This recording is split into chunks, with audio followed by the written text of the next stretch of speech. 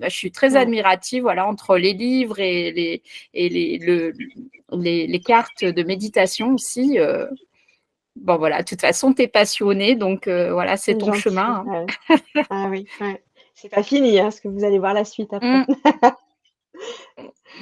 Alors, on y va. Donc, je suis coach de vie et assistante sociale. Et c'est vrai que passé un moment, je ne le disais pas forcément. Je suis assistante sociale à côté de mon activité de coaching, mais c'est quand même le cœur de ma profession, de ce que je fais au quotidien. Et c'est ce qui fait que j'accompagne des personnes depuis 24 ans cette année, 25 ans même. Ah oui, oui, je vais faire les 25 ans. Donc des personnes qui sont en difficulté. Donc voilà, l'accompagnement fait vraiment partie de ma pratique. Et je me suis formée au coaching et à la méditation évidemment,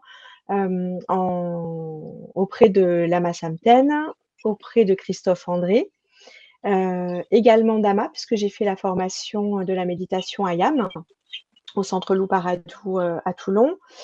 Également la formation de Foutez-vous la paix avec Fabrice Midal et aussi Martin Bilodeau. Et en fait, si je mets tout ça, c'est pour montrer que j'ai une pratique qui est très différente. Je me suis vraiment inspirée de la philosophie bouddhiste avec Lama Samten et Martin Bilodeau, de l'hindouisme avec Ama, et puis de très terrien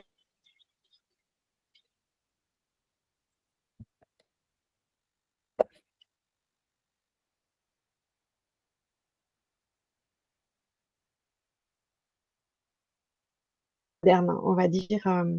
Voilà, donc j'ai tout ce que je propose en fait est vraiment éparpillé. Donc je me suis vraiment, j'ai eu besoin de me dire que non, enfin, c'est vraiment toutes ces pratiques-là qui pour moi sont vraiment complémentaires. C'est-à-dire que la pleine conscience a toute sa place. Et pour moi, les valeurs de la philosophie bouddhiste, quand on connaît un peu les cartes, le travail que je fais avec les cartes pépites, avec l'ouverture du cœur, pour moi, c'est des valeurs universelles. On peut dire que c'est de la philosophie bouddhiste, mais pour moi, c'est vraiment plus un travail sur l'ouverture du cœur. Donc ça, c'est vraiment ce qui est le cœur de ma pratique. J'organise des séjours bien-être dans le Luberon, mais pas que. Et également des voyages en Inde du Nord, au Ladakh. Donc, je suis partie 2 fois au Ladakh. Nous avons été au Népal cette année et nous repartons. Je dis nous parce que Cécilia est avec nous ce soir et participera également à ce beau voyage. Donc, ce sera toujours l'Inde du Nord, mais pas le Ladakh, au mois d'octobre. On part du 25 octobre au 10 novembre avec Chantium. Donc, voilà, tout ce que je fais en France, eh bien, je l'accompagne lors de ces jours et je vais aussi puiser mon inspiration lors de ces voyages magnifiques et extrêmement inspirants. Donc, j'ai créé plusieurs outils. Les outils, bah, c'est le jeu de cartes méditative Voyage vers l'harmonie que j'ai créé et qui a été dessiné par Sophie Desjans. Donc, elle a réussi à mettre en image ce que j'avais dans la tête, hein, parce que moi, je ne sais absolument pas dessiner. Et j'apprécie énormément le travail qu'elle a pu faire parce que c'était vraiment ce que je rêvais. Donc, ce jeu de cartes, eh bien, il est sorti en 2018 déjà. Et voilà, il suit son petit bonhomme de chemin. Il a été sous forme de livre aussi pour les personnes qui ne sont pas à l'aise avec les cartes. Il y a la suite qui est sortie avec J'apprends à méditer avec les mantras. Il y a une nouvelle version qui va sortir prochainement. Je suis en train de réfléchir à comment faire pour éviter que ce soit sur Amazon, mais c'est un peu compliqué en auto-édition. Et puis un tome 3 qui va sortir, j'espère. Voilà, j'en dis pas trop, je devrais pas être toute seule à l'écrire et j'espère courant de l'année. Donc tome 3, J'apprends à méditer avec les bols chantants, évidemment. Mmh. Donc ce soir, je voulais vous parler, bien sûr, de méditation. Et pour parler de méditation, j'avais envie de commencer par vous parler de la charge mentale. Parce que souvent, c'est quand même ça qui nous amène à vouloir méditer. Sauf pour certaines personnes qui ont vraiment déjà une pratique spirituelle et qui sont arrivées par un autre biais, la méditation. Souvent, c'est la charge mentale qui nous pèsent et qui nous provoquent des choses un peu désagréables. Et c'est la raison pour laquelle on se dit, tiens, peut-être que la méditation, ça peut nous aider. Donc, la charge mentale, je vous ai mis cette petite image parce que je trouvais qu'elle était assez représentative de ce qu'elle pouvait représenter pour nous. C'est vraiment la capacité de stockage de notre cerveau qui peut occasionner une fatigue mentale et physique. Et c'est tout ce qu'on remplit, hein. Là, il y a... Alors, après, je ne sais pas si c'est un homme qui charge la tête d'une femme. Je ne vais pas rentrer dans les débats. Mais voilà, c'est quand même souvent les femmes qui sont confrontées à la charge mentale. En sociologie, on dit que c'est une charge cognitive qui concerne pas du tout en fait la réalisation des tâches, mais c'est la planification. Parce que sans planification, on ne peut pas réaliser. Donc c'est vraiment tout ce travail de planification qui peut provoquer de l'épuisement. Donc c'est tout ce qu'on a dans notre tête, hein, payer les factures, chercher les enfants, prendre des rendez-vous, faire du sport, répondre aux contraintes de la société. Je fais du sport, mais après je suis fatiguée. Mais si je suis fatiguée, je fais pas du sport. Enfin, il y a tout ce qui nous empêche de faire des choses. Et qu'est-ce qui peut nous faire dire que, eh bien, nous avons une charge mentale ou une surcharge mentale? Il y a 3 plans. Donc peut-être que vous pouvez, faire le point pour vous ce soir. Est-ce que vous vous sentez concerné? Est-ce que sur le plan cognitif, par moment, il vous arrive de plus vous rappeler de choses, ou c'est difficile de faire le tri ou de décider sur quoi, vous allez porter votre attention, difficulté de se concentrer, et cetera. Ça, c'est vraiment la fatigue mentale. Ensuite, il y a sur le plan émotionnel. Est-ce que vous vous sentez plus irritable, plus vulnérable au stress? Est-ce que par moment, vous vous sentez plus découragé en disant là, je ne vais pas arriver à faire face à telle chose? Ou est-ce qu'il y a un peu plus de tension avec la famille, avec les collègues, les amis, etc. Ça, c'est sur le plan émotionnel. Et enfin, le corps nous parle.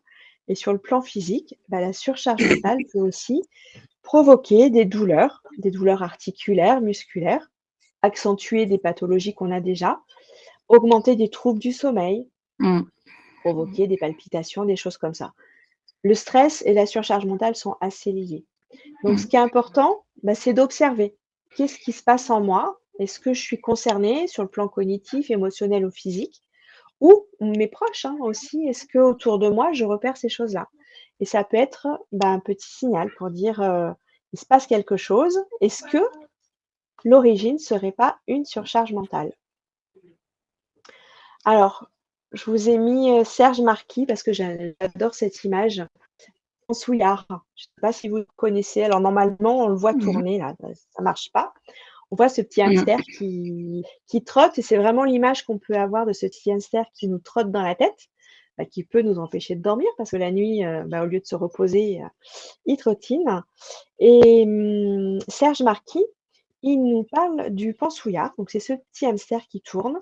Ce pansouillard, il nous laisse des pansouillures. Et ces pansouillures, ce sont toutes ces pensées négatives qui nous gâchent la vie. Voilà. Et ça me parle énormément. Je ne sais pas pour vous, mais je trouve que c'est une belle image. Le jeu de mots est très joli. C'est vraiment bien pensé. C'est le cas de le dire. Pansouillard, Ouais, pansouillure, c'est très mignon exactement et ce à la qui fois, reste. c'est vraiment juste, oui. Ouais. Donc ce pansouillard, voilà, il nous tourne dans la tête, c'est tout ce qu'on a rempli tout à l'heure, là, ce qu'on a vu, cette image. Et puis ça tourne en rond. Et puis comme ça, j'ai pas fait, allez hop, et une petite pansouillure, je me laisse un petit jugement. Puis alors là, vraiment, ça, je m'en suis pas occupée. Et on commence à se blâmer, à se critiquer. Et on peut avoir à ce moment-là encore plus de pensées sombres qui nous traversent et qui vont encore plus nous empêcher et encore plus faire tourner le pansouillard.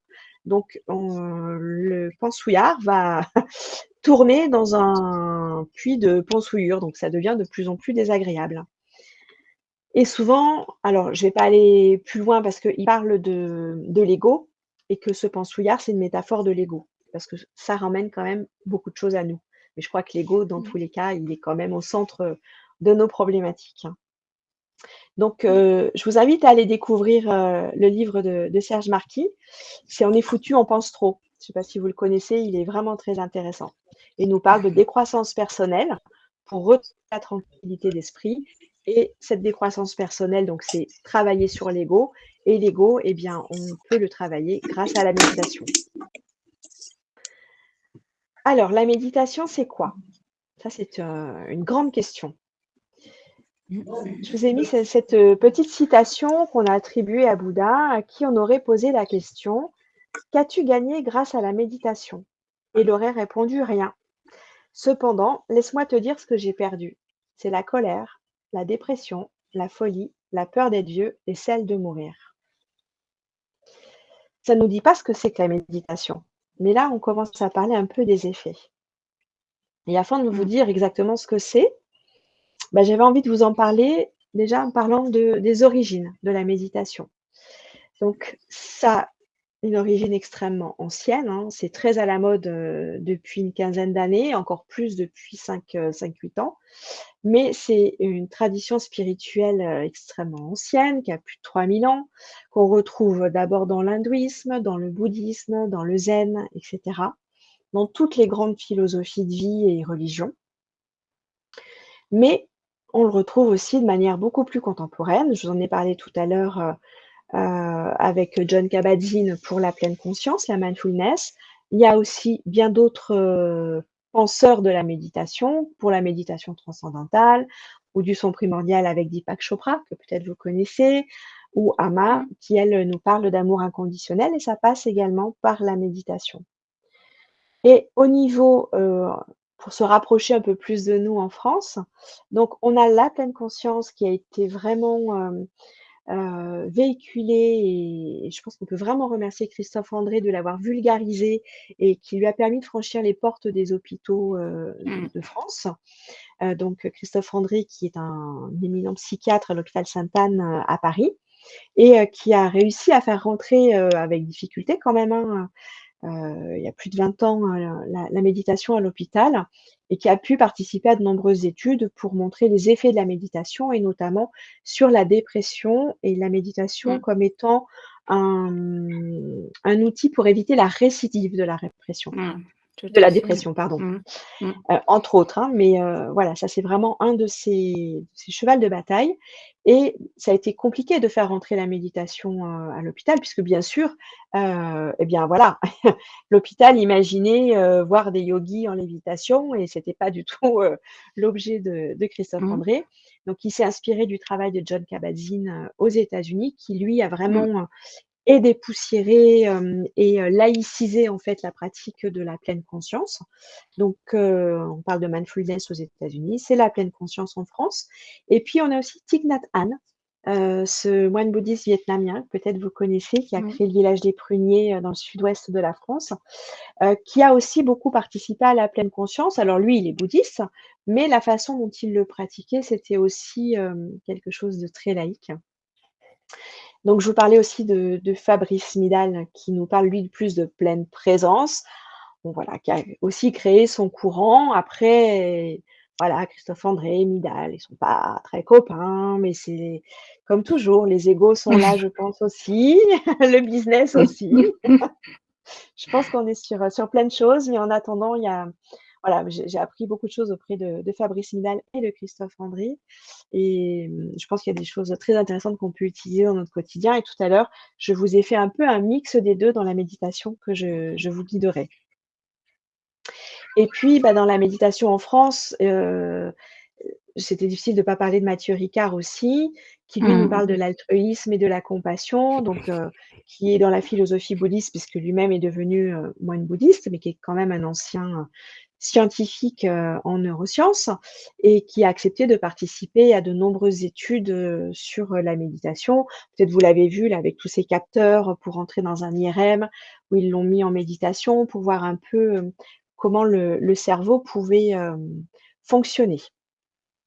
Donc voilà, en France aujourd'hui, un peu les grandes figures, mais il y a plein d'autres personnes qui parlent de méditation.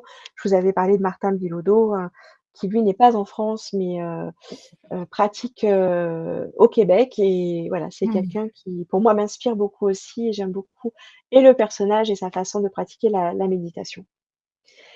Donc la méditation, il y a quelques idées reçues que j'avais envie de vous présenter, parce que peut-être ça peut vous parler. On peut parler de la méditation comme un travail d'introspection. Alors, oui et non, c'est-à-dire que c'est pas l'objet quand on médite, mais c'est un peu un bénéfice secondaire de réfléchir et faire de l'introspection. Méditer, c'est être en silence complet. Ben non, on peut méditer sous plein d'autres façons. Méditer, c'est de la relaxation. Alors là, c'est pareil, sûrement pas. Mais ça peut être un bénéfice secondaire. On peut se sentir plus relaxé à la fin d'une méditation, mais c'est pas son objectif. Et ça, c'est vraiment important de se le dire, parce qu'il y a des personnes qui disent: «Mais moi, ça marche pas parce que je suis pas relaxée à la fin». Mais en fait, c'est pas l'objet de la méditation d'être relaxé à la fin d'une séance.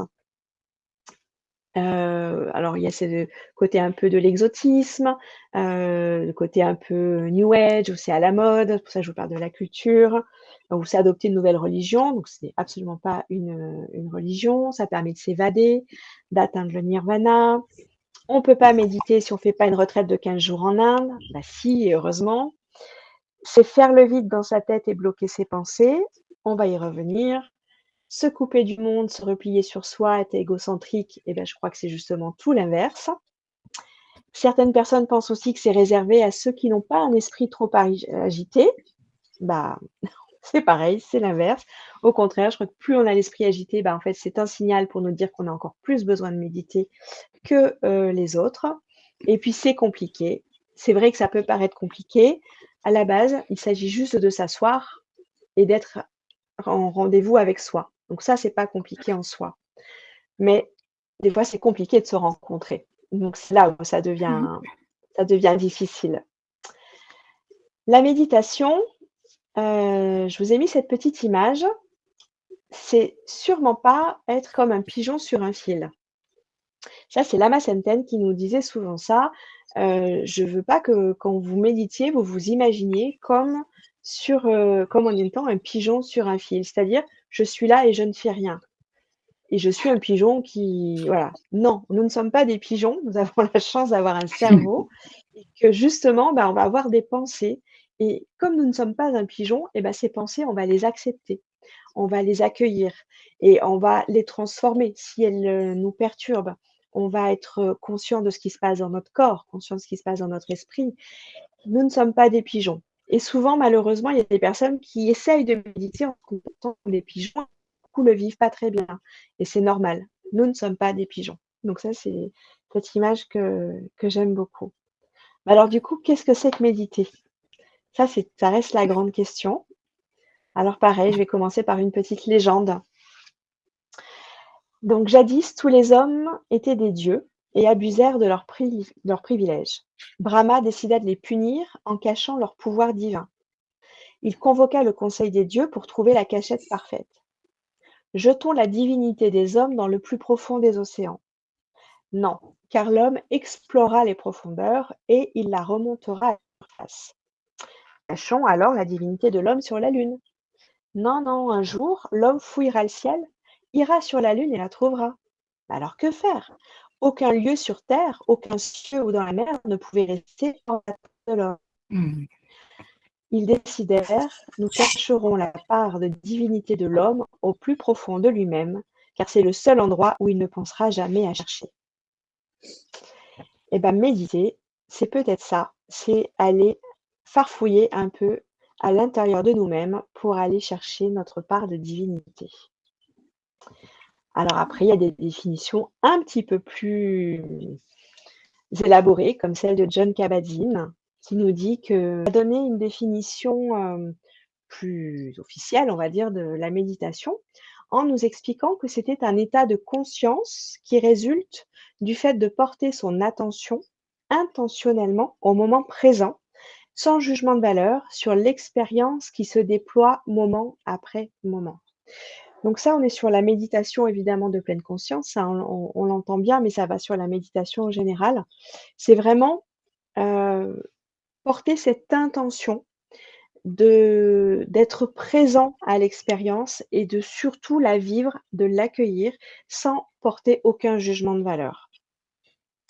Donc c'est pour dire que la méditation, on peut être en état de conscience dans notre quotidien du lever au coucher. Mais c'est tellement compliqué que c'est intéressant d'aller s'asseoir, des fois 5-10 minutes pour, revivre cet état de conscience encore plus intentionnel, sur l'expérience pour, au quotidien, pouvoir être encore plus présent dans chaque moment de la vie. Donc ça, c'est vraiment la définition de John Kabat-Zinn. Donc ce qui est intéressant, c'est de se dire que en dehors du fait de vivre les expériences, vraiment de manière, l d'être dans l'accueil des expériences et le cœur grand ouvert, la méditation, bah, elle a plusieurs effets et je parle des effets secondaires, c'est un peu les bénéfices secondaires, donc c'est quand même très intéressant de savoir que, bah, sur notre corps, la méditation, bah, elle influence notre métabolisme. Puisque quand on va ralentir, notre souffle, il va se passer plein de choses dans notre corps, au niveau de nos hormones, au niveau de la gestion du stress et du coup, des pathologies qui peuvent découler de la gestion du stress. Donc il y a un effet sur notre corps et notre santé. Ça favorise le sommeil et ça améliore notre concentration. Il y a des effets sur notre cerveau, mais tout est lié, hein, le corps et le cerveau, c'est là, on les a dissociés, mais bon, ça reste quand même dans notre corps. Ça muscle notre cerveau, je vais vous en reparler un petit peu après. Ça améliore nos fonctions cognitives. On peut travailler sur la douleur et la peur de la douleur. Ça renforce notre mémoire et ça réduit les troubles de l'humeur. Et tout à l'heure, je vous parlais notamment de la dépression et des risques de récidive de dépression. Hein, là, il y a vraiment des études qui sont faites sur ce sujet-là.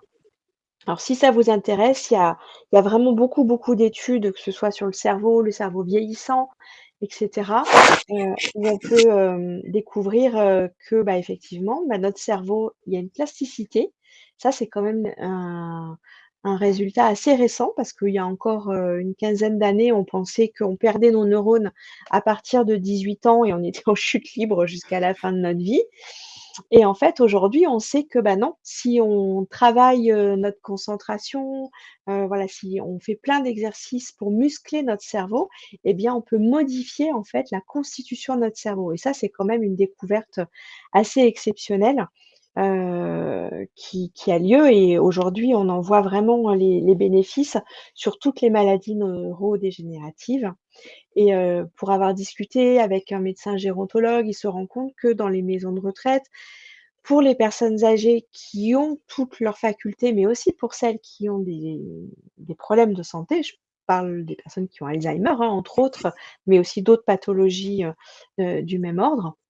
Ils se rendent compte que quand ces personnes, font des activités comme la méditation, c'est-à-dire qu'il y a la méditation, mais il n'y a pas que, mais comme la méditation, eh bien, il y a moins de soit ça va pas guérir, évidemment, on va pas guérir, une personne qui, a déclenché un Alzheimer, mais en tout cas, on peut ralentir, des problèmes de santé au niveau cérébral. Donc ça, c'est quand même drôlement intéressant. Là, je vous ai mis rapidement, hein, on va pas faire de la science, parce que c'est vraiment pas mon domaine. Mais en tout cas, là, ce sont 4 imageries, d'une planche donc, d'un cerveau qui médite et on voit, donc, à gauche là, le petit 1 quand il y a le vagabondage mental eh bien on voit la partie active du cerveau. Quand il y a une prise de conscience du vagabondage, ben, on voit que c'est une autre partie du cerveau qui travaille. Quand on déplace notre attention sur quelque chose et ben, on est sur une 3e zone du cerveau qui est touchée et la focalisation, la 4e. Donc on voit vraiment que quand on travaille, la méditation, donc c'est-à-dire qu'on va vraiment se concentrer sur un objet, donc on va passer du vagabondage à l'attention, parce que la méditation, c'est ça de cesse, de longue, eh bien on va faire activer nos 4 zones de notre cerveau.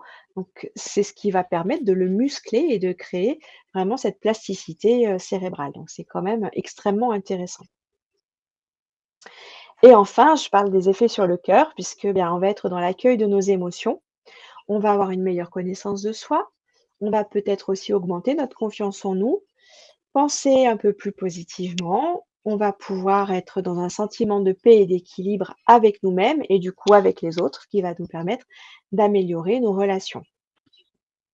Donc la méditation, c'est quand même, voilà, quand je remonte, hein, je vous ai parlé des effets sur le corps, des effets sur le cerveau, donc sur le mental et qui va donc avec, notre cœur. Donc du coup, ça vaut le coup quand même de méditer parce que si on a tous ces bénéfices secondaires, c'est quand même quelque chose qui mérite, toute notre attention, sur les jours à venir. Et bien sûr, pour ma part, c'est difficile de ne pas évoquer la philosophie bouddhiste tibétaine, puisque donc ce sont, toutes ces valeurs qui pour moi, sont sous-jacentes à la méditation. Souvent ce que m'expliquait Lama Santen, c'est, l'être humain, il est quel est le but de tous les êtres humains sur terre? Pourquoi on avance? Pourquoi on se lève le matin? Pourquoi est-ce qu'on agit? C'est pour rechercher le bonheur. Et c'est quoi le bonheur? Parce que c'est quand même une grande phrase et selon la philosophie bouddhiste, tibétaine, c'est pouvoir se libérer de la souffrance. Donc c'est déjà savoir repérer que nous souffrons et des causes de la souffrance. C'est repérer pourquoi nous souffrons. Donc être heureux, c'est ce que j'ai conscience que telle chose ou telle circonstance me fait souffrir, eh bien, je vais pouvoir, parce que je suis en pleine conscience, j'ai conscience de ce qui se passe en moi ou autour de moi, eh bien, je vais pouvoir mettre en place des actions pour pouvoir me libérer des causes de la souffrance et du coup être en paix avec moi et avec les autres. Est-ce que ça vous parle tout ça? Dites-moi un petit peu. Mmh. C'est un long travail, hein. Travail d'une vie Écoute, peut-être? oui, bah, moi, tu sais, j'aime bien dire, dans mes phrases mantra, il y a l'équilibre n'existe pas, on est tous des équilibristes. Donc en fait, Mmh, c'est vrai que souvent, des fois, les gens, disent: «Ah mais pourquoi je suis pas à un niveau et que j'en bouge plus?» Et en fait, il y a toujours, voilà. Et je pense qu'il faut, développer ses capacités, que ça soit par la méditation ou d'autres techniques, mais pour, arriver à retrouver des chemins de paix. Parce mmh, que, bah, de toute façon, forcément, par moments, il y aura des tempêtes, il y aura des émotions, il y toujours. aura des choses qui vont se passer et voilà. Mais c'est vrai que se libérer de la souffrance, c'est vraiment le principe, bouddhiste. Enfin, Mmh, moi, je suis pas une spécialiste, mais je suis en affinité aussi avec le bouddhisme et oui, c'est intéressant. Ils ont vraiment cette idée aussi d'aller chercher un sens au-delà de la matérialité donc mmh. ça C'est ouvre l'esprit et le ouais, cœur et puis oui, qu'est-ce que le exactement. bonheur? Qu'est-ce que le bonheur? Parce que c'est ça, et c'est pas juste le plaisir, le bonheur, c'est autre Ah non. chose, quoi. Voilà, donc Alors là, ça peut être l'objet mmh, d'une autre soirée, hein, simplement parler du bonheur. Bah, Lama Santen était venu en parler. On avait fait une soirée à Amazon sur, justement, à la recherche du bonheur par rapport à son livre mmh, et ça avait été, vraiment très, très riche et il nous parle du bonheur temporaire et du bonheur ultime et mmh, nous, bah, on est plus à courir après le bonheur temporaire. mmh, C'est-à-dire, bah, prendre plaisir à aller manger une glace, mais ça ne veut pas dire que c'est pas bon, hein, qu'il faut pas le faire. mmh, Mais est-ce que c'est ça le bonheur? Parce que c'est très éphémère. C'est-à-dire que le mmh, lendemain, bah, c'est déjà oublié. Est-ce que mmh. grâce à cette glace, finalement, on est plus heureux le lendemain? C'est pas sûr. Parce qu'en plus, le lendemain, autant il y a de la culpabilité qui va venir nous rejoindre. Je sais pas pourquoi je donne cet exemple de glace, hein, on aurait pu prendre autre chose. Mmh, Mais voilà, le bonheur temporaire et le bonheur ultime et ce bonheur ultime, c'est vraiment être libéré de la souffrance et des causes de la souffrance. Parce qu'on ne peut pas être libéré de la souffrance mmh, si on ne prend pas conscience de ce qui, a pu la mettre en action, pour nous. mmh. Donc voilà un petit peu rapidement, ce que je pouvais vous dire sur la méditation. Cécilia, tu es toujours là? Oui, oui. Ouais, tu es toujours là. Ça te parle? Oui, oui, tout On à a fait. évoqué pour l'instant? Mmh. Ça introduit du coup un petit peu plus, pour la formation que tu démarres? Pour la formation, oui, oui, tout à Ouais, fait. OK, super. N'hésite pas, hein, à m'interrompre, s'il y a des choses que, voilà, qui font écho, que tu as envie de partager, hein. Alors, par rapport à la charge mentale dont on parlait tout à l'heure, c'est vrai que ça fait partie des causes de nos souffrances parce que, bah, voilà, on a quand même tendance à ouvrir tous ces petits tiroirs et peut-être que la méditation, c'est aussi ça, c'est nous permettre de refermer petit à petit ces tiroirs ou en tout cas prendre conscience de ceux qui sont ouverts et qu'on laisse ouverts, malgré nous parce qu'on ne prend pas le temps d'aller, farfouiller, classer, ranger ce qu'il y a dedans et de le refermer. Donc c'est comment on remet de la clarté en fait dans notre esprit pour pouvoir, être en paix. Parce que c'est vrai que quand ça tourbillonne là-haut, ben, on ne peut plus avoir conscience de ce qui se passe, à l'intérieur de nous. Donc pour pouvoir méditer, ce qui est vraiment intéressant, c'est de pratiquer parce que, c'est comme tout, si on pratique pas au quotidien, forcément ça reste quelque chose trop subtil, qui nous paraît un petit peu trop compliqué et du coup, on va vite s'en éloigner parce qu'on va pas se rendre compte des effets. Donc pour pouvoir avoir des effets, il faut essayer, il faut trouver, des choses qui vous conviennent, donc je vous ai parlé de toutes les pratiques, enfin non, je vous ai pas parlé de toutes, je vous en ai évoqué quelques-unes, mais c'est pour vous dire qu'il y en a vraiment énormément, donc c'est trouver celle qui vous parle, qui résonne, que quand vous la faites, vous puissiez vous rendre compte des effets.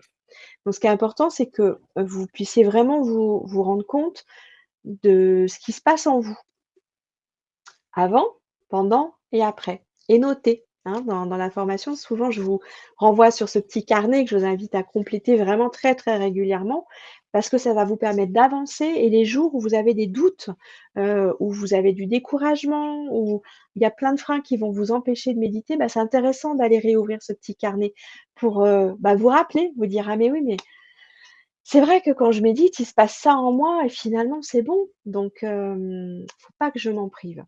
Ça, c'est mon point de vue. Mais c'est important, voilà, que vous puissiez noter pour pouvoir vous repérer sur ce qui est bon pour vous, que vous vous souveniez, vous faire des rappels justement sur pourquoi vous avez eu envie de méditer un jour et qu'est-ce que ça vous a apporté? Pour pouvoir justement, bah, y retourner quand, vous avez tendance à vous en éloigner parce que la méditation, c'est ça. On fait beaucoup d'allers-retours dans la pratique. Souvent, on a des longues enfin, on a des périodes, on va dire, où on est plus assidu et puis hop, il va se passer tel événement et on va lâcher parce que, bah, on a plein de bonnes raisons, d'être, dans d'autres actions et puis un jour, bah, soit c'est le corps qui va vous rappeler à l'ordre, soit c'est des émotions qui vont vous rappeler, vous dire: «Peut-être qu'il faudrait que je retourne m'asseoir un petit peu sur le coussin». Ce qui serait bien, c'est de garder cette pratique, en fait, dans la continuité pour éviter d'avoir ces rappels du corps ou du mental, des émotions, pour vous dire, là, il faudrait continuer à pratiquer la méditation. Mais la vie est ainsi faite et depuis le temps que je pratique, moi, je sais que c'est mon expérience, elle est faite de haut et de bas aussi. Je ne peux pas vous, jurer, que je pratique tous les jours de toute l'année de manière, extrêmement rigoureuse. J'essaie de m'améliorer en tout cas de jour en jour encore un peu plus. Mais voilà, on est tous des êtres humains et bah, il y a des jours où on est plus fatigué, il y a des jours où on n'a pas envie, il y a des jours où, bah, on fait d'autres choix parce que c'est aussi de la survie de se dire: «Bah, même ce petit quart d'heure-là, bah, j'en ai besoin pour faire, je ne sais quoi». Donc voilà. Mais après, ce qui est important, c'est de le faire en conscience et de le faire vraiment sans jugement. On parlait de ça tout à l'heure. C'est-à-dire que le jour où vous ne le faites pas, on va pas aller, s'auto-flageller le soir un quart d'heure pour dire: «Je l'ai pas fait». C'est se dire: «Pourquoi je l'ai pas fait? Qu'est-ce qui fait que, bah, aujourd'hui, j'ai fait le choix de ne pas le faire?» J'avais peut-être une très, très bonne raison de ne pas le faire et puis même si c'était pas une très, très bonne raison et ben, c'est comme ça. Mais par contre, si je sais que c'est bon pour moi, bah, demain, par contre, je m'y remets. Voilà, c'est vraiment essayer d'avancer comme ça, pas s'auto-juger, et en même temps en étant bien réaliste et conscient des choses. Se dire: «Bah oui, je l'ai pas fait, mais je l'ai pas fait en conscience». Ça, c'est vraiment, quelque chose que j'aime bien rappeler parce que souvent il y a des personnes qui sont tellement dans la culpabilité d'avoir arrêté, qui du coup s'empêchent d'y retourner et c'est dommage. Donc c'est pas grave, c'est pas fait, c'est pas fait. Ce qui compte, bah, c'est de retourner s'asseoir. Alors s'asseoir, bah, justement, c'est un peu par ça que je voulais aussi, continuer pour vous parler de la pratique. C'est déjà, bah, faut commencer par choisir son support. Quand on veut méditer, c'est se dire: «Bah, où est-ce que je vais m'installer? Est-ce que je vais me mettre sur une chaise? Est-ce que je choisis un banc? Est-ce que je choisis un coussin?» Ça, c'est important. C'est important, ça va dépendre de votre état de santé. Est-ce que vous avez des problèmes dans les genoux, dans les hanches? Est-ce que vous avez des problèmes de dos? Rien que ça, c'est un indicateur. Quand on a mal, beaucoup au dos, dans les genoux, dans les hanches, bah, peut-être qu'on va commencer par méditer sur une chaise pour éviter la station sur le coussin, parce qu'au début, ça peut faire peur et c'est vrai que ça peut faire mal au dos, le coussin. Mais plus on pratique et moins on a mal. C'est assez étonnant. Même des personnes qui ont des problèmes de dos peuvent être, assises sur un coussin. Ce qu'il faut, c'est vraiment s'asseoir sur l'avant du coussin pour avoir le bassin un petit peu rétroversé. Si vous faites le choix de méditer sur une chaise, c'est important de vous tenir toujours le dos bien droit, comme sur le coussin ou le banc, et de pas vous adosser. à la chaise, parce que sinon vous n'allez pas être droite et par rapport à votre souffle et la circulation de vos énergies, vous n'allez pas être dans la pratique de la méditation et ça va devenir plutôt désagréable et vous risquez de tomber dans un des freins de la somnolence. Donc la chaise, c'est OK si on a les 2 pieds bien à plat au sol et surtout le dos qui n'est pas adossé, au dossier de la chaise. Le coussin, le banc, ça c'est pareil, il faut faire des tests. Il faut que vous puissiez enfin il faut que je vous invite à faire des essais, si vous n'avez pas du matériel à la maison pour voir ce qui vous plaît. Est-ce que vous aimez un gros coussin? Est-ce que vous aimez un coussin plutôt fin? C'est vrai que l'idéal, c'est qu'il soit ni trop gros ni trop fin, hein. Les galettes de chaise, c'est pas confortable. Il faut que vous soyez quand même suffisamment haute. Après ça, c'est vraiment un confort qui vous est personnel. Le banc, c'est un petit peu plus rustique, j'ai envie de dire, quand on veut faire des sessions un peu plus prolongées.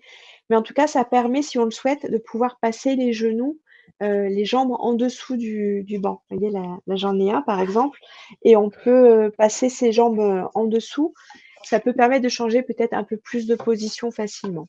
Donc, voilà, moi, j'ai investi dans les 2, ce qui fait qu'en fonction de mon humeur, je choisis, de me mettre sur un banc ou sur un coussin, mais je suis quand même plus souvent assise, pour l'instant en tout cas, sur le coussin.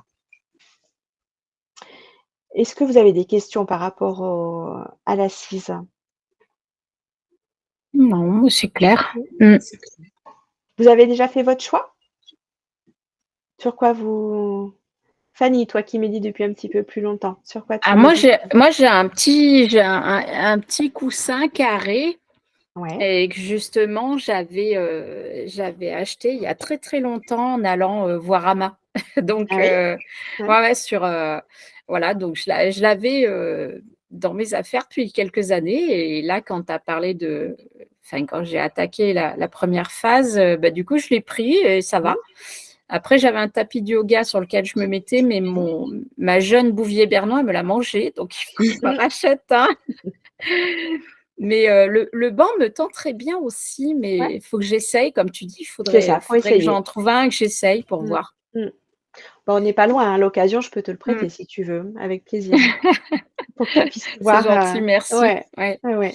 Mmh. Et puis n'hésitez pas, si vous êtes sur un coussin aussi, à avoir un autre petit coussin beaucoup plus plat devant vous ou dessous votre coussin pour que vos chevilles, vos malléoles surtout, ne soient pas en Mmh. contact direct avec le sol parce que souvent après on a mal aux chevilles. Donc Mmh. c'est aussi, bah, prendre soin de soi parce que des fois après, bah, on est là, on gigote et on se dit: «Bah, pourquoi je gigote tant?» «Bah, ouais, en fait, j'ai mal, donc c'est normal que je Mmh. gigote». Donc c'est vraiment, voilà, mettez-vous de manière confortable. Moi, par exemple, j'ai, cette espèce de boudin là que je colle, sous mes chevilles pour pas avoir mal parce que sinon, j'ai mal aux malléoles. Donc voilà, vous pouvez mettre, Mmh. des ou une serviette que vous pouvez rouler, voilà, quelque chose, pour être confortable parce que, bah, c'est vrai que comme le mental va déjà vous envoyer sûrement des messages pour vous créer de l'inconfort, donc ce qui est intéressant, c'est que vous ne vous l'apportez pas déjà toute seule l'inconfort, Mmh. hein, donc voilà pour, déjà l'assise. Alors, bah, toutes les 2, vous savez déjà comment je pratique parce qu'on a déjà médité, ensemble. Donc les sessions sont divisées en 4 parties. On prend un temps d'abord pour se connecter à son souffle, pour revenir en fait à soi. Ça permet de calmer le mental, de calmer le corps, de revenir, de se concentrer, de commencer un petit peu à fixer son attention et ensuite on va visualiser. Alors il y a plein de façons de visualiser. Ce soir, je vais vous en proposer une. Ensuite, on est sur l'ouverture du cœur. Donc là, on est vraiment sur le moment pépite où on va aller mettre, une petite pépite dans notre cœur et on termine par le chant d'un mantra. Donc ça, c'est ce que je propose.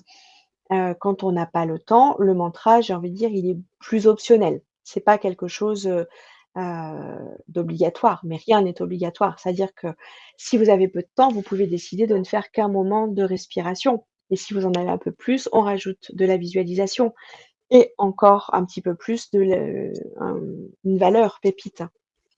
Ça, après, c'est vous qui allez construire votre méditation en fonction, de votre besoin du jour, du temps dont vous disposez, de votre motivation, voilà, il y a plein d'éléments qui vont faire que vous allez construire, vous, votre méditation. Et ça, c'est un peu la méditation idéale. C'est-à-dire que même si on n'a que, 3 minutes, peut-être c'est bien de faire, 1 minute de souffle, 1 minute de visualisation et 1 minute de pépite plutôt que 3 minutes de souffle. Voilà, mais après ça, c'est vraiment vous qui faites en fonction de ce que vous avez envie parce que, j'ai envie de dire, il n'y a pas forcément de règles. Alors, est-ce que vous êtes prête à méditer?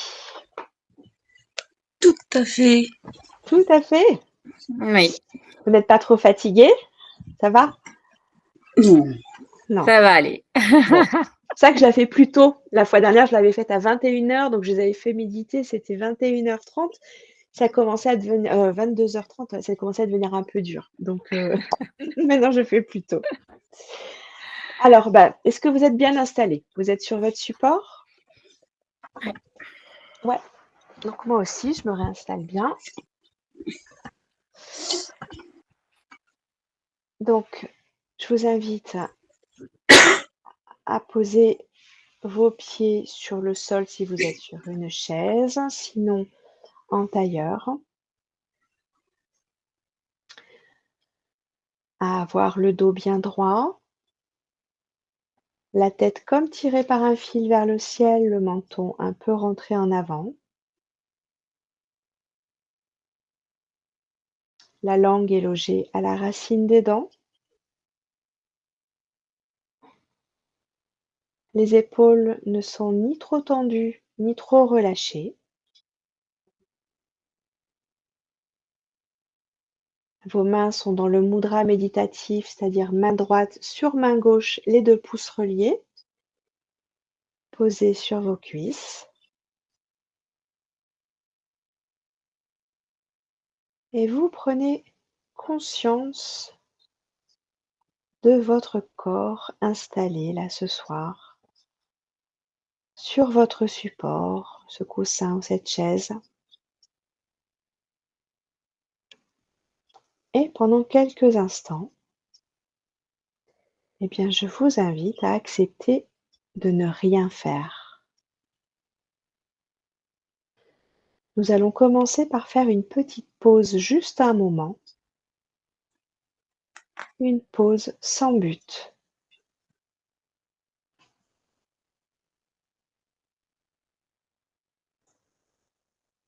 Il n'y a rien à faire, rien à réussir, juste à être là.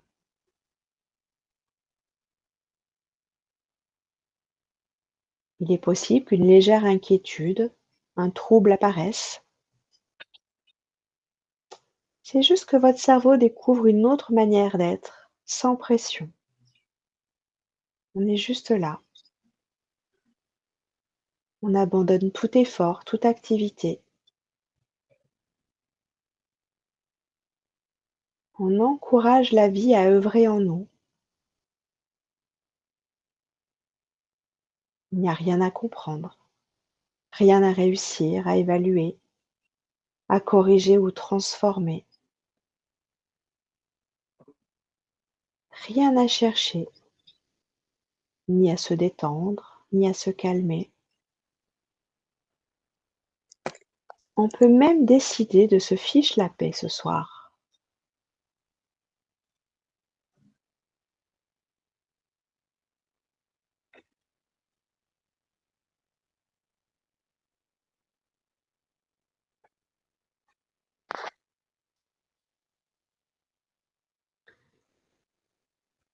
On va prendre conscience de notre environnement. Vous pouvez observer l'espace autour de vous, ses couleurs, ses odeurs, sa température, son atmosphère, sans commenter intérieurement ce que vous voyez. Prenez juste le temps de vous dire: «Je suis installé à tel endroit où il y a telle chose, une commode, une fenêtre.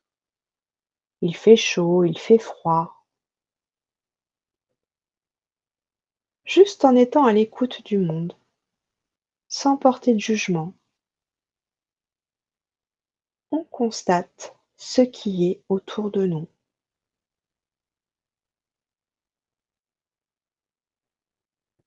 On constate également les sons, lointains ou proches.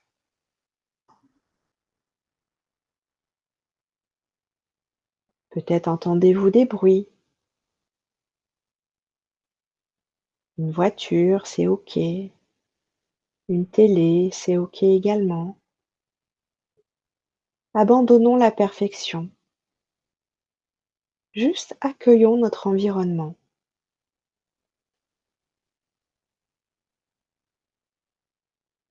On écoute avec nos oreilles, mais également notre corps.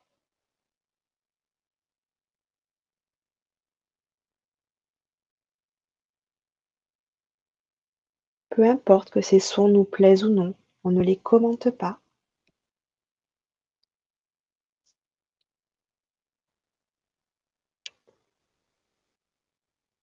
Et on prend le temps de laisser à notre corps de prendre sa place.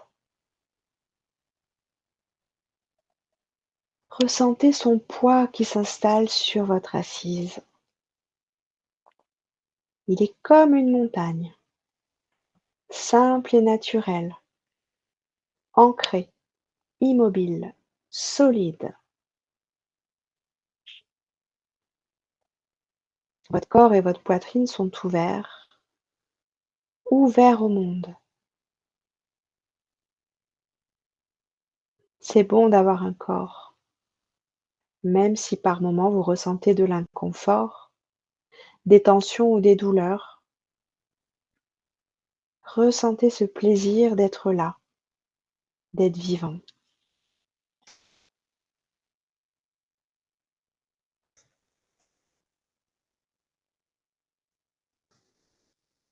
Et de cette ouverture, vous pouvez remarquer que vous respirez.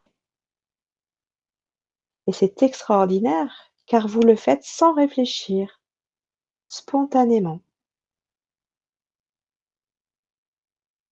À chaque respiration, vous relâchez la pression extérieure et intérieure.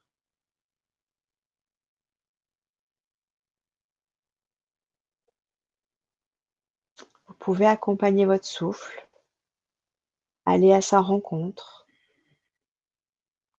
Est-ce que c'est la même chose quand vous inspirez et quand vous expirez? Comment sont les expériences?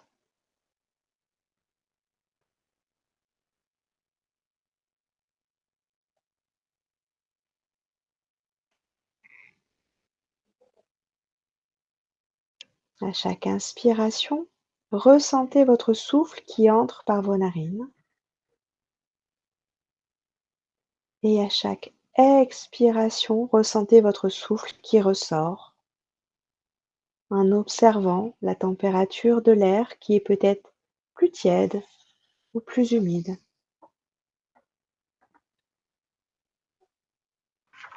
C'est la vie en nous qui s'anime. On maintient ainsi toutes nos fonctions vitales. On prend ce dont on a besoin et on se libère de tout ce dont nous n'avons plus besoin. C'est un mouvement naturel. Ne le forçons pas.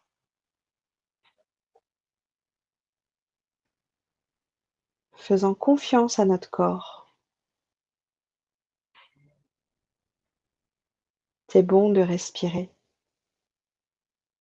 de dire oui à la vie qui est en nous.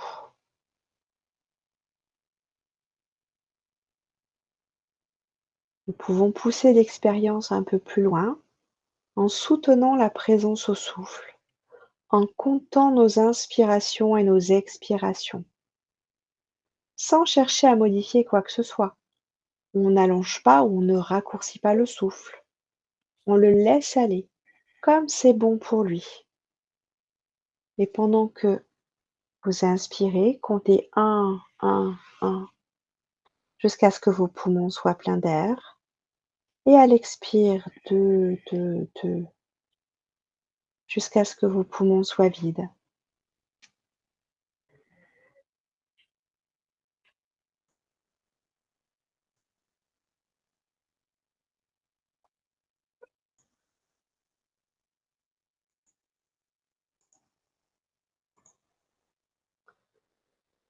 Inspirez, continuez, comptez 3, 3, 3, jusqu'à ce qu'il soit à nouveau plein. Expirez, 4, 4, 4, jusqu'à ce qu'il soit vide. Et continuez ainsi.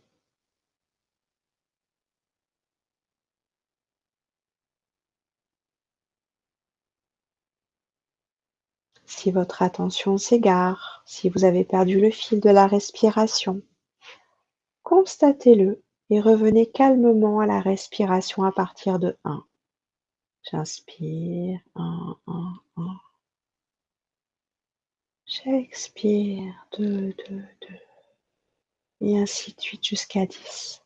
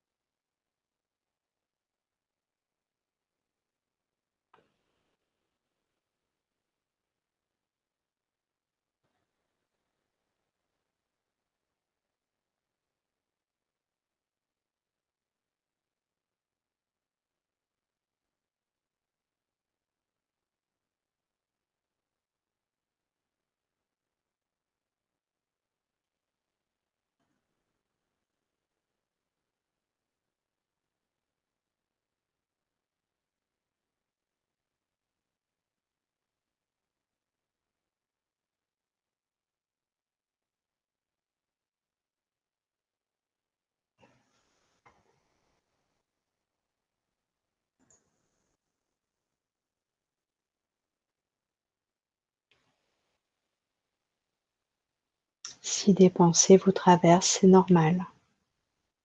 On laisse ce qui est, on ne rajoute rien, on ne fait rien de spécial. On est juste présente à notre respiration. On ne dépense aucune énergie à transformer ou à résister.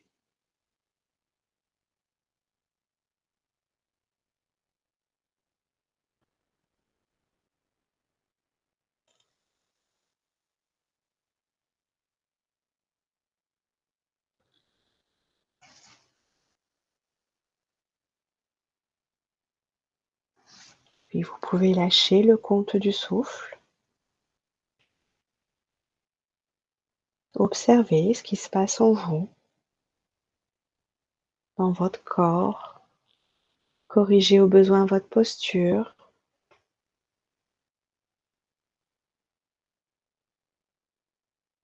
Et puis vous pouvez observer quelques instants la flamme qui est à l'écran.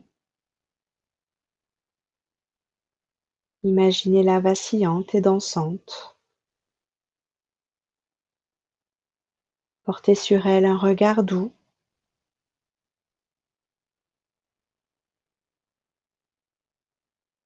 Peut-être que votre concentration sur cette flamme vous permettra petit à petit de ressentir sa chaleur, apercevoir sa lumière comme un reflet de votre lumière intérieure.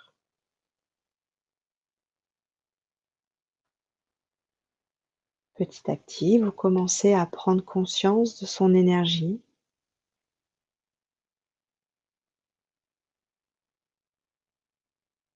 Peut-être ressentez-vous un apaisement, votre mental qui commence à se calmer.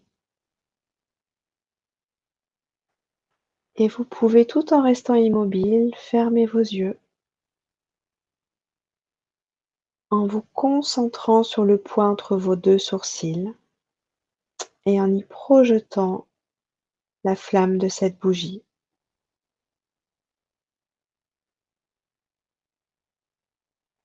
Essayez de garder une image stable devant vous, une image lumineuse.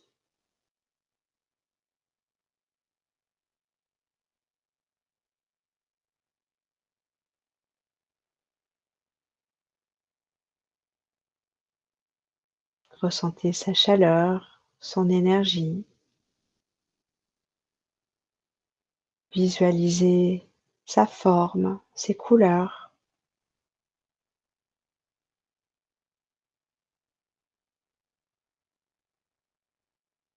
Restez quelques instants encore dans l'énergie de cette flamme.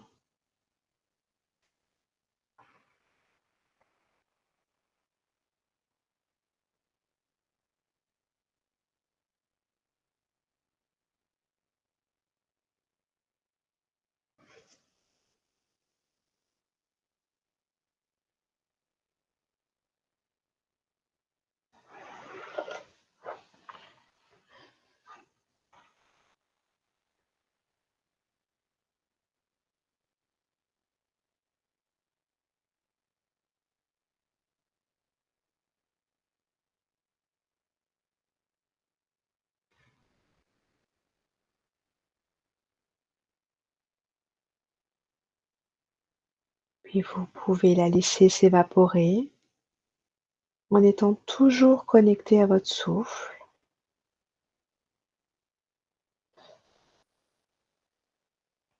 à votre posture. Et vous pouvez décider ce soir d'apaiser ce qui doit l'être en vous, de nourrir ce qui doit l'être et de guérir ce qui doit l'être.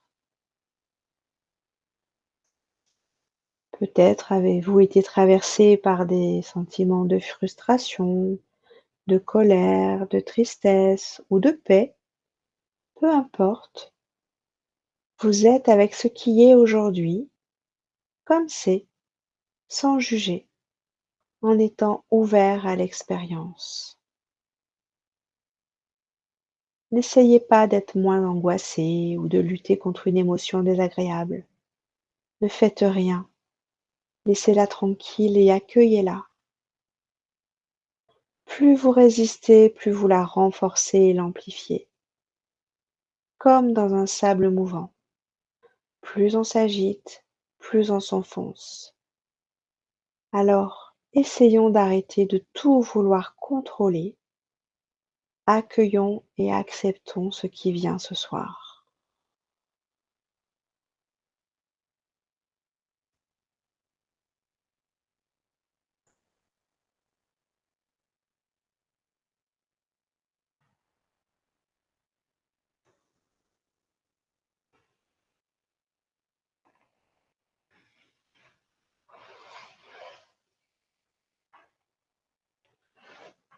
Et pour poursuivre cette expérience d'accueil, d'ouverture du cœur, je vous invite à introduire le mantra Yemaya Asesu que je vais mettre en route. Donc vous pouvez chanter le cœur grand ouvert pour accueillir ce joli chant.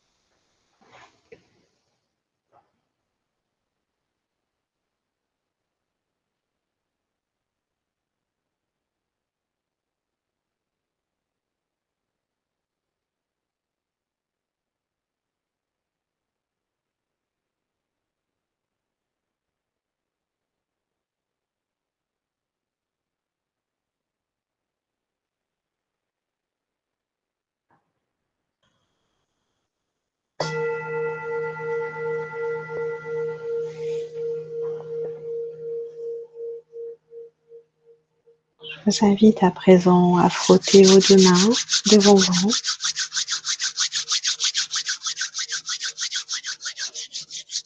À les poser en mudra de prière, les deux pouces contre votre poitrine. À prendre une grande inspiration par le nez, souffler par la bouche. Nous allons prendre une grande inspiration pour chanter 3 fois le son Om. Om.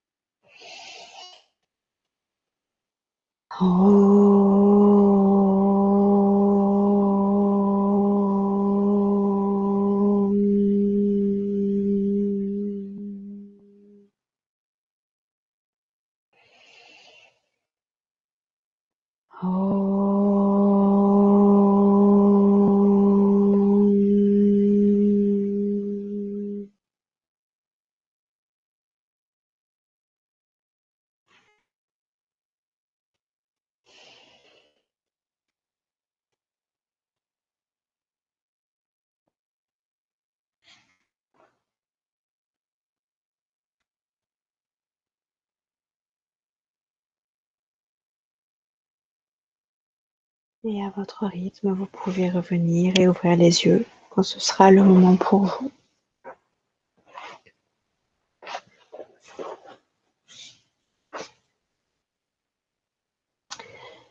J'ai coupé vos micros pendant la méditation. Je vous laisse les réouvrir pour que vous puissiez me faire un retour sur ce moment de pratique. Comment ça s'est passé pour vous?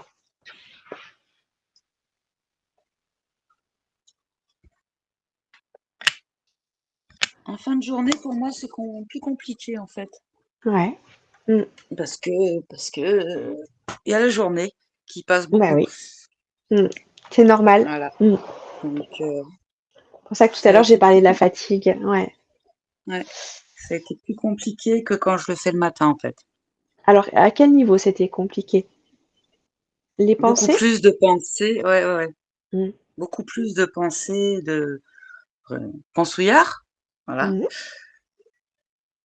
qui tournent en boucle, qui viennent, mais qui Mhm. reviennent et qui reviennent. Sur le déroulé de la journée? Ouais, Ou sur... ouais. oui, Mm. sur le déroulé de la journée qui est Mm. très compliqué ces temps-ci. Mais bon, D'accord. ça c'est comme ça. Mm. Ben oui. Donc, ce qui est important, bah voilà, c'est que tu as pu repérer qu'il y a des choses compliquées dans ta journée qui, du coup, te perturbent. Donc, ce qui est Mmh, intéressant, c'est de voir ce que ça te fait quand tu y penses. Tu vois, c'est pas grave qu'il y ait eu ces pensées parce que dans tous les cas, je pense que Fanny en a eu, j'en ai eu. Alors peut-être moi un tout petit peu moins parce que comme je vous guide, du coup, je suis plus concentrée. C'est plus facile pour moi de rester concentrée que pour vous. Donc c'est un avantage.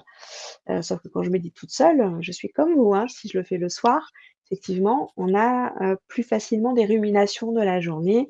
Il s'est passé telle chose, etc. Ou j'ai oublié de faire ci, il faudra faire ça demain. Enfin, voilà, tout ce qu'on mmh, peut imaginer. Donc effectivement, le soir, c'est un bel exemple pour dire que c'est pas le meilleur moment pour méditer. Mais ça peut aussi faire du bien parce que ça peut nous permettre d'aller projeter un peu tout ce qui nous a envahis dans la journée et de se dire: «Bon, bah, maintenant je les ai repérés, je vais noter ce que j'ai à faire pour demain, je me débarrasse et du coup je peux passer à la nuit plus facilement». Ça, on peut le voir mmh. sous cet angle-là. Mais effectivement, je comprends que ce soit plus compliqué.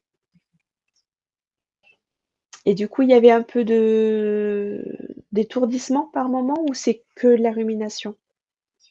Non, non, c'était que La rumination. des idées qui reviennent. Mmh, d'accord. Tu veux me laisser tomber? Je reviens.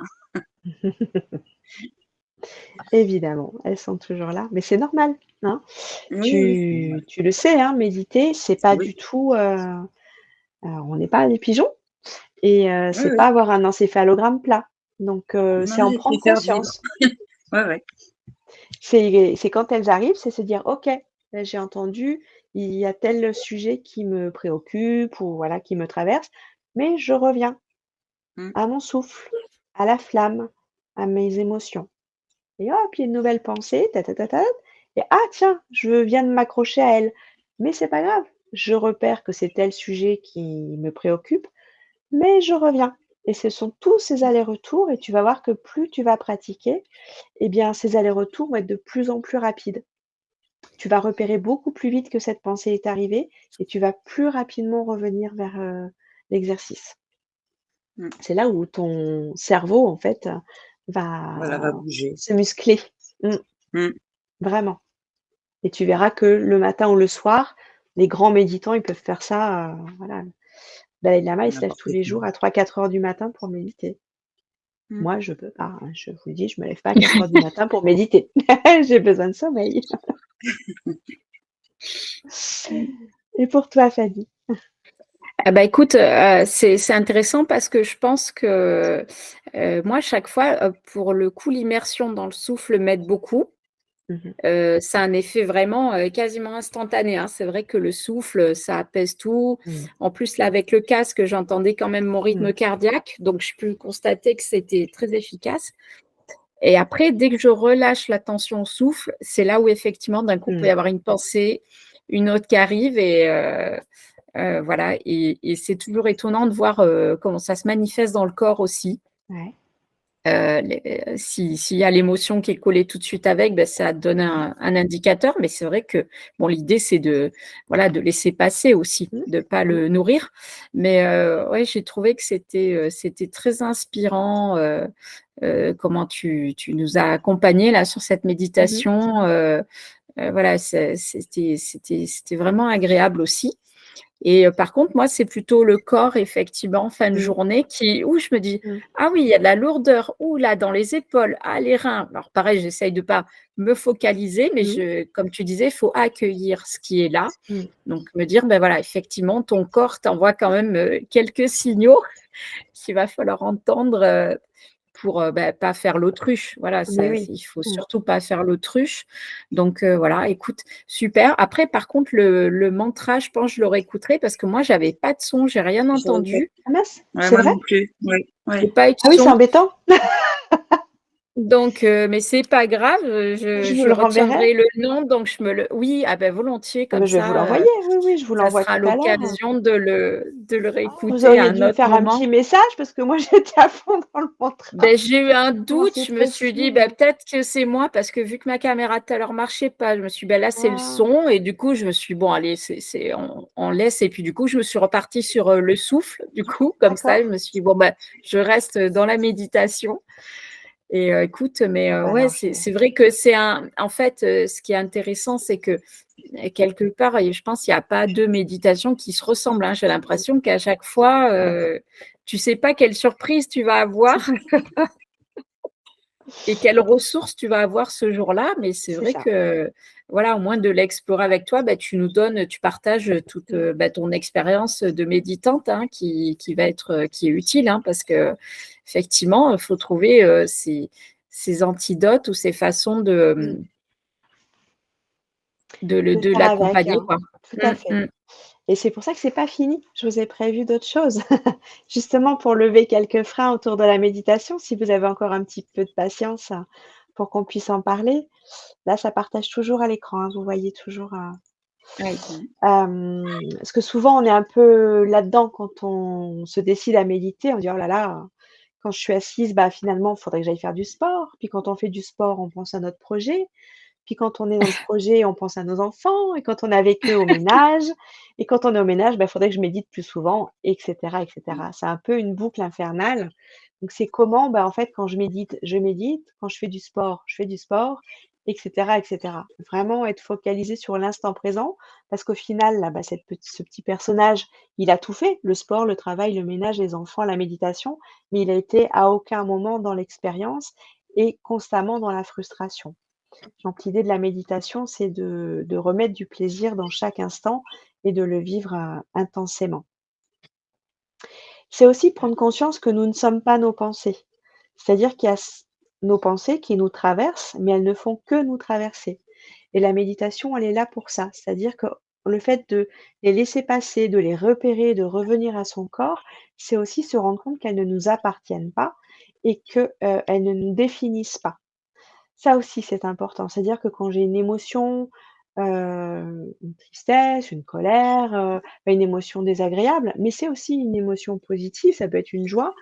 C'est pas parce qu'on vit cette émotion-là qu'elle nous définit. Et ça c'est pour ne pas oublier que tout passe. Ça, c'est vraiment important. Quand, voilà, tout à l'heure, Cécilia, tu disais que tu avais eu des petites contrariétés de ce que j'ai compris, de ta journée. Eh bien, ces contrariétés, c'est ne pas oublier qu'elles vont passer.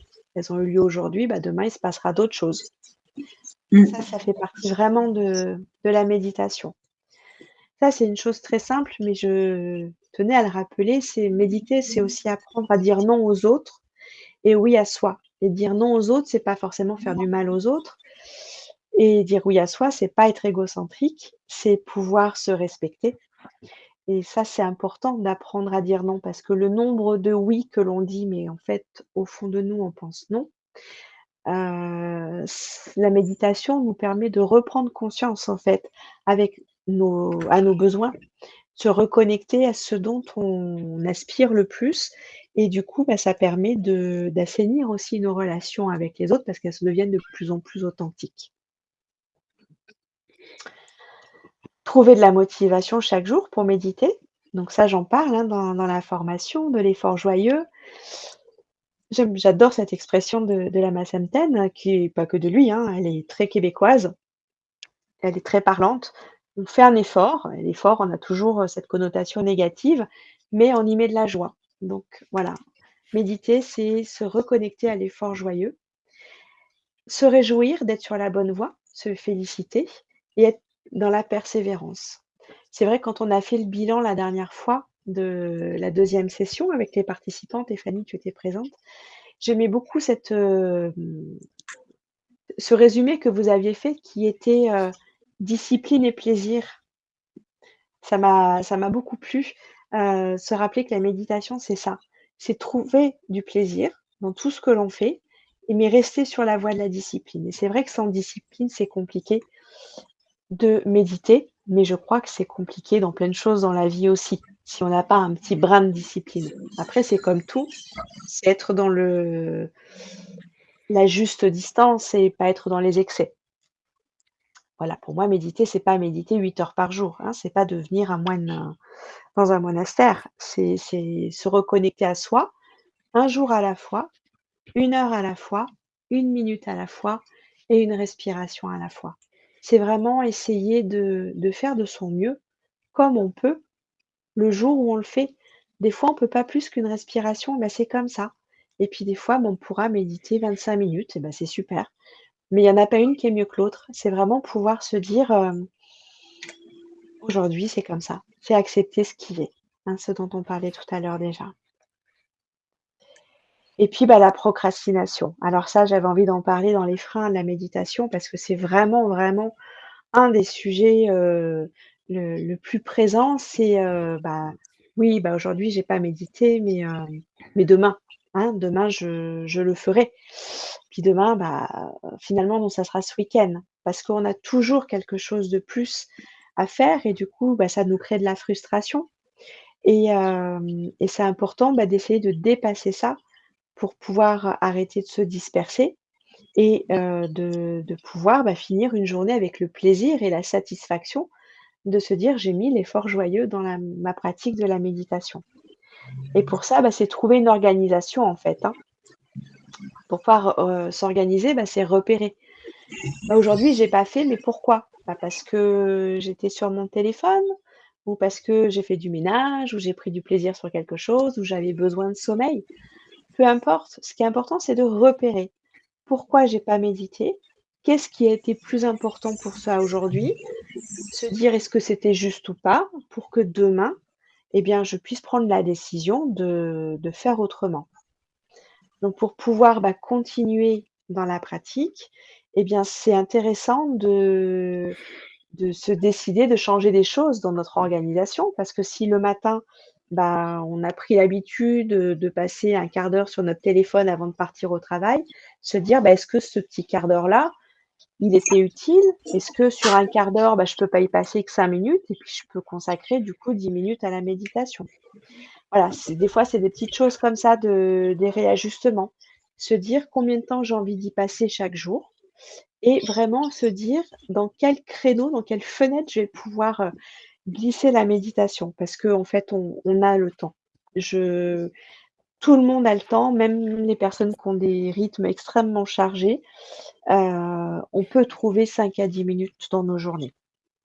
Après, c'est comment vous allez pouvoir, vous faire des rappels. Alors est-ce que, c'est par le téléphone, par, voilà, un rappel téléphonique ou est-ce que c'est le post-it sur le miroir de la salle de bain parce que c'est après la toilette que je vais avoir envie de le faire ou sur le frigo ou je sais pas. Et comment vous pourriez, réfléchir pour, trouver des alertes pour ne pas oublier? Toi, Fanny, comment tu fais? Je sais que tu n'es pas sur, Oui, quelque non, chose mais de justement, alors voilà. effectivement, j'ai un emploi du temps qui est des fois, et j'aime bien ça aussi, je pense, j'ai une petite névrose avec la routine, Ouais. mais là, il y a quand même quelque chose que j'essaye d'apaiser. Justement, je pense que c'est pas un hasard que je souhaite, vraiment mettre en place la méditation de façon beaucoup plus, heu, plus ancrée dans ma Mmh. vie. Mmh. Et pas seulement dans les phases où ah, ben, j'en ai besoin parce Mmh. que voilà émotionnellement ou alors au contraire je suis pas disponible parce que émotionnellement. Donc ben là justement je suis encore en train de réfléchir à quel moment c'est le plus Mmh. judicieux parce que moi à chaque fois que je veux organiser quelque chose dans ma vie eh ben il y a un inattendu, pas toujours négatif, mais il Mmh. va y avoir, le petit, qui est malade à la crèche, mon compagnon qui va avoir besoin ou quelqu'un d'autre ou autre chose ou, un rendez-vous qui était pas prévu qui doit être vite, honoré donc, je suis en train de me dire: «Je vais me déclarer», comme tu disais, se dire, dire non aux autres et se dire oui à Mmh. soi. Mmh. Je pense qu'il va quand même falloir que je cale une routine. Voilà, que je me dise: «Tiens, je sais pas, par exemple, le mardi de 11 heures à midi, c'est mon heure où je bloque tout et par Mmh. contre Mmh. je m'installe, voilà, peut-être même, à mon cabinet de soins plutôt que chez moi, parce que je pense que chez moi, il y a toujours un peu des aléas. Mmh. J'ai pas une pièce dédiée donc Mmh. mais ouais, il va falloir que quand même que je me discipline. Ouais. Parce que sinon c'est trop, au jour le jour et des fois ça roule, mais des fois ça roule pas quoi, donc c'est un peu dommage de perdre le fil. Mmh. C'est ça. C'est vrai que si c'est Ouais. pas quelque chose de rythmé, d'ancré, Mmh. eh bien, il y aura toujours, la porte ouverte à autre chose Mmh. et c'est vrai, souvent je donne l'exemple, hein, de se laver les dents. Le matin, Mmh. je pense que c'est quelque chose qui est quand même devenu la routine Mmh. de tout le monde et ça nous viendrait pas à l'idée de dire: «Bah non, je l'ai pas fait ce matin, je le ferai demain». Mmh. Et ben, la méditation pour moi, c'est un peu ça aussi, c'est de se dire: «Bah Mmh. non, je peux m'offrir ces 5 minutes et je dois me les offrir si c'est bon pour moi. Mmh. Donc je dois, comme je me lave les dents à tel moment et ben, caler ma méditation à tel moment. Voilà, on se lave pas les dents au même moment, toi et moi ou je pense pas, Mmh. enfin voilà, on a chacune nos rythmes. C'est trouver ce qui est le bon moment pour toi. Donc effectivement, si c'est au cabinet, si c'est, tel jour, telle heure, voilà, c'est se donner rendez-vous avec soi. Ça peut Mmh. être, je sais pas si tu vas au cabinet tous les jours, à peu près au même moment, ça peut aussi être à l'ouverture du cabinet, arriver un quart d'heure avant et le faire à ce moment-là. Mmh. Mmh. Par exemple, ça peut être un rituel aussi, que tu peux te créer pour démarrer, ta session de travail, voilà, c'est Mmh. une idée, parmi d'autres ou la clôture ou le déjeuner ou voilà. Cécilia, toi, tu parlais du matin? Tu disais que Oui, tu allais l'ancrer le matin? oui, bah, déjà, j'ai fait un défi de Deepak Chopra Ouais, pendant 21 jours là, ouais. donc je me levais encore plus tôt que d'habitude Mmh. et bah, je le faisais au pas au réveil, mais je me levais, je m'habillais, je me lavais les dents Ouais, et je commençais la méditation et ça me va vraiment d'accord. bien à ce moment-là parce que c'est avant le boulot, Mmh. et comme il est très tôt le matin, il y a personne, tout le monde dort Mmh. encore. Mmh. Donc je suis au calme, je sais que je vais pas être Mmh. embêtée, en fait. Mmh. Mmh. Parce qu'à 5:30, tout le monde dort. C'est ça. Et C'est donc, courageux, hein? ouais, et Bravo, parce que c'est oui, un horaire bah, en même temps, difficile aussi, hein? oui, bah, après c'est mon horaire, Mmh, habituel, sauf que là, c'est un tout petit enfin, je mets un quart d'heure avant le réveil, d'accord, du coup, pour me laisser le temps ouais. et puis je le fais comme ça et du coup, enfin, là, pendant 21 jours, ça me faisait vraiment du bien. Mmh. J'allais au boulot différemment, Mais je tu en as travaillais ressenti les effets? Ouais. ouais, voilà, je travaillais différemment, enfin, j'étais à ce que je faisais, en fait. Mmh. Donc je crois que j'ai trouvé mon moment. Bon, alors ça, c'est super parce que c'est vrai que c'est déjà ça, c'est souvent, c'est difficile. C'est des premières étapes, c'est de trouver le moment. Après, c'est trouver le rappel. Tu as fait ces 21 jours, donc tous les jours, tu recevais le Oui, message qui te disait oui, voilà. Là, ça va plus être le cas. Tu vas plus avoir ce rappel, du groupe, ouais. de voilà. Donc c'est comment tu vas faire en sorte que ça ne glisse pas pour rester dans cette, discipline-là de garder ce quart d'heure. Voilà, c'est juste pour garder cette vigilance. Mmh. Je laisse le Parce réveil un quart d'heure avant. d'accord. Donc si je suis levée, Ouais, mais des je vais fois pas rester un quart d'heure sans rien faire, quoi. non, mais des fois on Et trouve non, autre chose oui, à faire. oh, pas si tôt, non. Non? Il y a pas du Non, linge pas à si tôt. ranger, des Ah non, pas à 6 heures le matin. OK, alors ça va. Ça, c'est pour beaucoup plus tard. OK. Pour Donc ça, bah, je c'est super. procrastine. Mmh. Tu as raison, vaut mieux procrastiner ça que la méditation. Donc bravo si ça t'y arrive. Voilà, juste je t'invite à garder cette vigilance. Donc si tu laisses le réveil, bah, tu sais que Oui. tu as ce quart d'heure de rame, mais c'est que ça Mmh. ne glisse pas vers autre chose. Parce que Mmh. ça peut c'est un risque. Voilà, je dis pas que ça va arriver, parce que tu vas avoir cette vigilance et puis en plus, on aura l'occasion d'en reparler Oui. pour faire le point. Ça, je parlais un peu des to-do list, des fois ça peut aider, de se dire, je sais pas si vous connaissez, hein, la matrice, d'Eisenhower. C'est toujours se dire, bah, qu'est-ce qui est urgent et qu'est-ce qui est important? Qu'est-ce que je peux déléguer? Qu'est-ce que je peux planifier, éliminer? Voilà, c'est un peu des choses, dans l'organisationnel pour pouvoir, que la méditation reste, centrée en fait, dans votre pratique. Ça, c'est une règle qui est super importante dans les neurosciences. Je ne sais pas si vous la connaissez, la règle des 5 secondes. C'est-à-dire que quand on décide de faire quelque chose, vous êtes sur votre canapé et vous vous dites: «Je dois faire ça». Et si vous le faites après 5 secondes, c'est-à-dire qu'à partir de la 6e seconde, votre mental va vous donner des raisons de faire autre chose. Donc quand vous avez envie de faire quelque chose, dites-vous: «Je compte jusqu'à 4. Avant 5 et je me lève et je le fais. Parce que la procrastination, c'est ça et la méditation, beh, vous risquez, si vous le faites pas quand vous vous dites: «Je vais le faire là, maintenant», beh, il faut se lever avant les 5 secondes pour le faire, sinon vous risquez de procrastiner. C'est valable pour plein d'autres choses, hein, plein de sujets, pas que la méditation, mais je trouvais que cette règle, des neurosciences était intéressante à expérimenter pour les jours où vous manquez un petit peu de coup de boost. Et puis surtout, bah, remplissez votre journal, votre petit cahier que, vous avez dû créer ou êtes en train de le créer. Pour Cécilia, je ne sais pas si tu l'as encore fait, pour, noter, bah, vos gratitudes du jour et vous féliciter d'avoir médité. Ça, c'est vraiment important de célébrer, bah, tous les petits pas que vous faites, à chaque méditation et puis abandonner l'idée de la perfection. Parce que nous sommes toutes imparfaites et c'est parfait comme ça, hein, on la connaît cette citation et méditer, c'est pas de devenir parfait, mais c'est vraiment d'être connecté à soi. Donc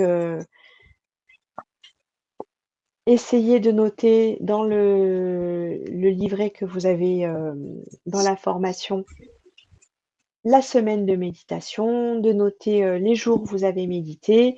Si vous l'avez pas fait, pourquoi, hein, on se l'est déjà dit, pour que vous puissiez, bah, continuer à avancer et surtout, garder la motivation et mettre l'effort joyeux, dans votre pratique. Et du coup, eh ben, je passe tout ça parce que tout ça, vous le savez, au niveau de la formation. Mais après, tu avais des questions, je crois, Cécilia, par rapport à l'organisation, un peu plus. Non, mais en fait, tu me demandais, voilà, c'était semaine par semaine. Enfin, tu m'as un peu répondu au début, en fait. Mhm. Si je veux aller un peu plus vite parce que je suis comme ça, Mhm. ouais, voilà, on peut ou pas, en fait. Ouais, Sans dire de passer d'une semaine à 3 directement, mais en fait, ouais, c'est une méditation pour la semaine. oui. Chaque dimanche, normalement, mais des fois, il y a un peu des surprises sur l'Ornibox. Moi, je crois que vous n'avez pas les accès, puis je découvre que vous avez tous les accès. Bon, bah, c'est comme ça, c'est pas grave. L'idée, c'est d'essayer de garder quand même ce rythme, de se dire chaque Mmh, dimanche, je reçois ma vidéo, la méditation, mon workbook. Je vais décider à tel moment de les regarder, de les écouter, de les pratiquer, parce que c'est pas dit que le dimanche vous soyez disponible. Je connais pas votre quotidien, mais en tout cas, vous savez dans le rythme que le dimanche, ça va arriver et que vous avez une semaine pour regarder, pour pratiquer, pour essayer de refaire la méditation sans l'audio, si c'est possible, pour, devenir autonome dans cette pratique. Ça me semble, important.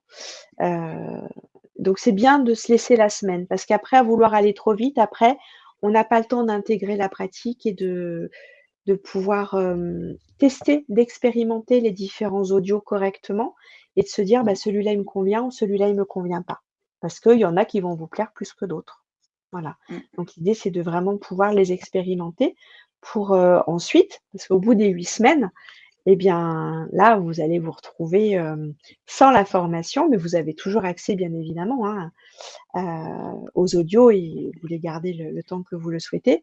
Mais c'est de pouvoir garder ensuite cette routine et de pouvoir méditer sans rien. Ça, c'est vraiment, l'objectif.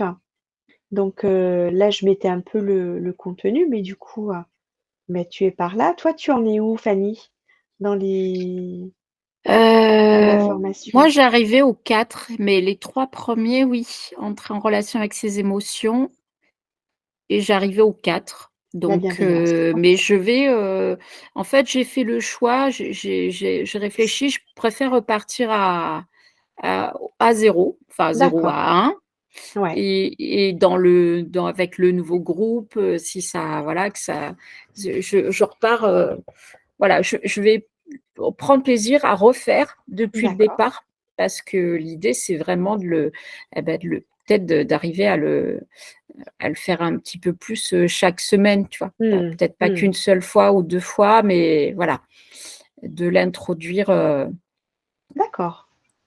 Et mmh, bah, du coup, tu vas repartir avec Cécilia. Vous allez être ben, pour voilà. l'instant, vous êtes toutes les 2 Ouais, sur cette mais nouvelle session. il y a une amie à qui j'avais offert en Oui, fin d'année qui elle me dit: «Ah moi je pioche dedans comme ça». Et du d'accord. coup, je lui ai redit, d'ailleurs tout à l'heure, je lui ai laissé un message, je lui ai dit: «Ah, je fais la masterclass avec Isabelle ce soir, donc je lui dis: «Moi, je vais méditer ce soir» et je la tanne un peu parce que justement, elle me dit: «Ah, mais moi, j'ai la tête trop», et je lui dis: «Beh, c'est justement pour ça qu'il faut Mmh. absolument, t'appuyer sur ça. Enfin, en tout cas, moi, ça va être ma Mmh. ressource pour, voilà, en plus, c'est super parce que j'ai d'autres projets qui se mettent en place et qui m'amènent beaucoup et ça me demande beaucoup d'énergie, mais ça Mmh mh. m'amène aussi beaucoup de stress. Donc la nuit, je suis, Mmh. insomniaque. Donc et je me dis que justement, ça va être très bien de faire en parallèle, Mmh. la méditation pour vraiment, voilà, Apaiser un redescendre, rester dans mon axe, rester dans l'énergie, mais aussi amener cette, voilà, que ça soit pas juste, une fuite énergétique mentale, mais que mmh. justement ça se donc Tout soit ouais, bien je c'est constructif, hein. ouais et Mmh. puis c'est dates, tout concorde, donc je me dis: «Là, c'est super et il faut pas que j'hésite voilà, me mettre une demi-routine avec, ce que j'ai à faire à côté et la méditation» Mmh. et après bien sûr garder le temps, pour, les consultations, mes C'est sûr. formations, Mmh. voilà et la vie de tous les jours, hein, voilà, En plus. les enfants, l'homme, voilà. Mais c'est mon rendez-vous avec moi-même. J'aime bien Ouais. la Mmh. formule que tu proposes, Mmh. je vais me prendre mes rendez-vous avec moi-même. Mmh. C'est vraiment ça, hein, la méditation et puis, il y a ce groupe de soutien et de partage, le groupe Facebook. Donc, il est toujours un petit peu compliqué parce que tout le monde est un peu timide dessus. Mmh. Donc, Cécilia, je t'invite à, à t'y investir dedans, à pas hésiter à partager. Donc, il y a les personnes de la première session, de la deuxième, et puis bah, du coup, vous êtes bien sûr dans la troisième. De partager parce que ça crée cette émulsion et de dire ce qu'on ressent quand c'est facile, quand c'est difficile. Bah, voilà, avec le groupe, ça peut aussi permettre d'être rassuré, de se dire, bah, on n'est pas toute seule à galérer, Mmh. à se dire que bah ouais, c'est pas simple. Et puis peut-être vous avez des astuces aussi à vous partager les unes les autres de vos expériences et ça, je trouve ça hyper enrichissant. En tout cas, moi, ça m'enrichit de vous lire et de partager avec vous. Voilà, donc tout ça, je parle du voyage parce que bientôt on va rentrer dans les détails. Ah là là. Donc ça, c'est un beau cadeau qui revient cette année. Donc on va se retrouver à Rishikesh, Dharamsala, principalement en Inde l'année prochaine. Enfin, cette année, c'est plus l'année prochaine, c'est cette année. C'est plus l'année prochaine. Oui, non, non, c'est dans tout bientôt. Et voilà, il me reste à vous remercier de votre présence à toutes les deux ce soir. Il y avait une quinzaine d'inscrits, alors je ne sais pas ce qui s'est passé. Je pense que souvent les personnes attendent le replay pour le regarder tranquillement, mais je ne sais pas s'il va avoir lieu d'ailleurs. On verra si ça a marché.